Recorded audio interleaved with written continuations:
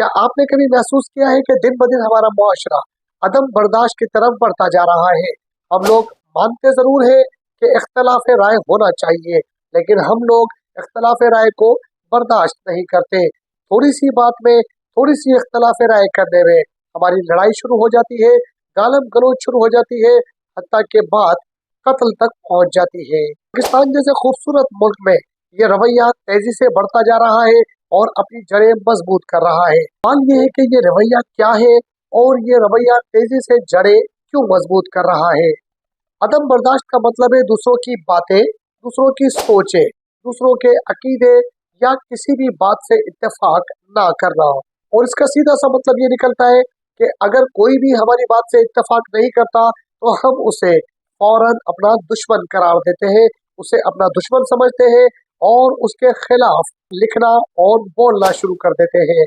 दुनिया के तरक्की याफ्ता मुआशरे इख्तलाफ राय को कबूल करते हैं, इसी के बुनियाद पर वो बेहतरी की तरफ जाते हैं और तरक्की करते हैं, जबकि हमारे मुआशरे में इख्तलाफ राय को बर्दाश्त नहीं किया जाता। इख्तलाफ राय का ये रवैया हमारे स्कूलों, घरों, कॉलेजों, यूनिवर्सिटियों और सियासत में भी आ चुका है।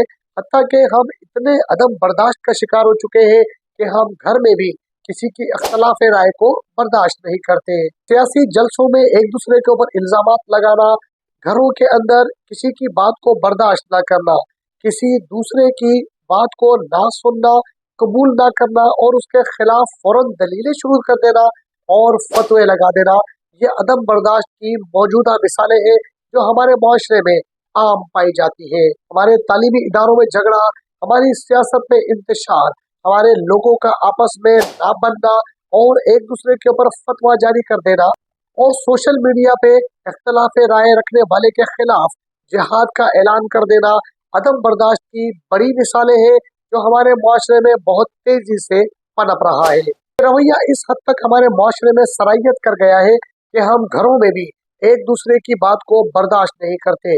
अगर कोई बच्चा अपने वालिदैन के सामने किसी चीज पे इख्तलाफ करता है, हम उसे फौरन रोक देते हैं।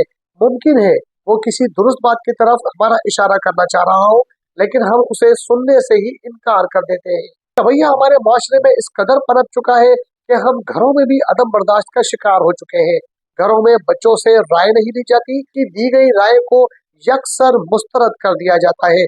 बच्चों को ये कहकर खामोश करा दिया जाता है कि तुम नातजर्बाकार हो, तुम्हें दुनिया का नहीं पता। किसी की बात ना सुनना, किसी की बात पे तवज्जो ना देना या अदम बर्दाश्त का शिकार हो जाना, ये एक ऐसा रवैया है जो हमारे माशरे में एक नासूर बन चुका है और घरों तक सराहियत कर चुका है। कहीं यूनिवर्सिटी में तालिब इल्मों को अपनी राय देने पर झगड़ा होने की सूरत में कत्ल कर दिया जाता है, कहीं 30 रुपए के पीछे लोगों का कत्ल हो जाता है, कहीं बच्चों का आपस में एक दूसरे की बात ना मानना और एक दूसरे को एक्सेप्ट ना करना, ये रवैया मुआशरे में बिगाड़ का सबब बनता है। मुख्तलिफ शहरों में मामूली तनाजात पर झगड़े कत्ल का बाइस भी बन जाते हैं। दरअसल इसी चीज को देखते हुए परवान चढ़ रही है और उसमें भी अदम बर्दाश्त कूट कूट कर भरा जा रहा है। बच्चे अपने बड़ों को अदम बर्दाश्त करता हुआ देखकर खुद भी इसी अदम बर्दाश्त का शिकार होते जा रहे हैं। स्कूलों में, कॉलेजेस में, यूनिवर्सिटीज में या सियासी मामलात में कहीं भी नौजवान नस्ल कोई बात बर्दाश्त करने को तैयार ही नहीं है। भैया आने वाली नस्लों को शिद्दत पसंदी की तरफ लेके जा रहा है। कोई सोशल मीडिया पर कुछ लिखता है तो दूसरे लोग उसे ट्रोल शुरू कर देते हैं।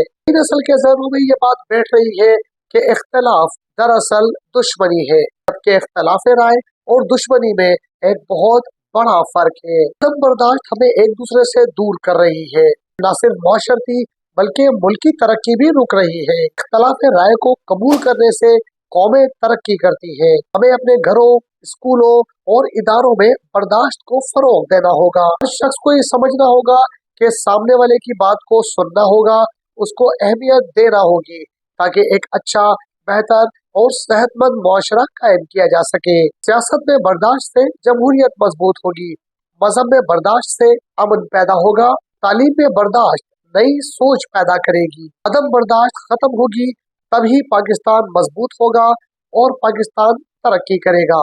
हमें अपनी सोच को बदलना होगा ताकि हमारी आने वाली नस्ल मुल्क को तरक्की की राह पर गामजन कर सके।